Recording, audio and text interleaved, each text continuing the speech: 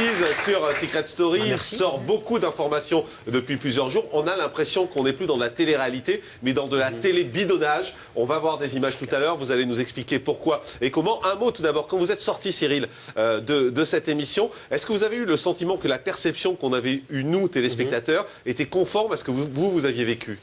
Plus que certains. Moi, j'ai eu un peu de chance. J'estime qu'on m'a assez bien représenté dans le jeu.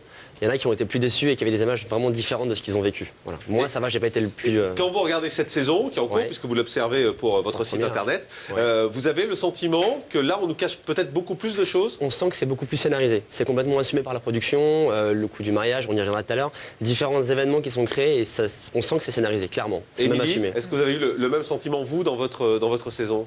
Non, moi, c'est pareil que Cyril. Moi, je trouve que les images me représentaient bien et pour ça, j'ai rien à dire. Mais il y avait d'autres personnes à la maison. On avait bien ciblé un petit moment de leur personnalité, puis on diffusait que ça, et du coup... C'est-à-dire que pour certains, dans la maison, on décide qu'ils vont être tel personnage. Voilà, le rigolo, le chiant, l'idiote, la râleuse. Et on ne sort que les images qui correspondent aux personnages qu'on a envie de les voir jouer. Ouais.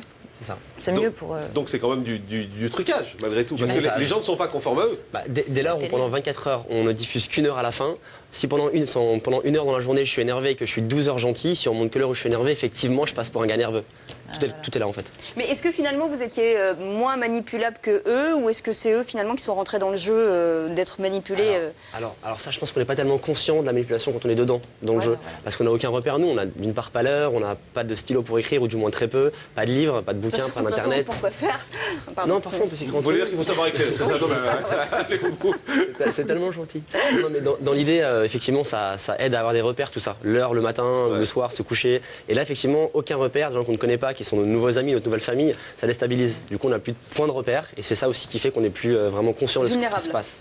Alors, on va reparler de tout ça dans un instant. On parlera de cette saison, on parlera de ces fameuses images de John, par exemple, qui était totalement exhibitionniste pendant plusieurs jours. On ne l'a jamais vu à l'image. On parlera également de ce qui a été diffusé, ou plutôt pas diffusé sur TF1, ces images des filles entre elles qui se sont fait de grosses gâteries. Vous verrez ces images tout à l'heure. Bref, restez avec nous, on fait une pause de pub. On se retrouve dans un instant, on est en direct. À tout de suite.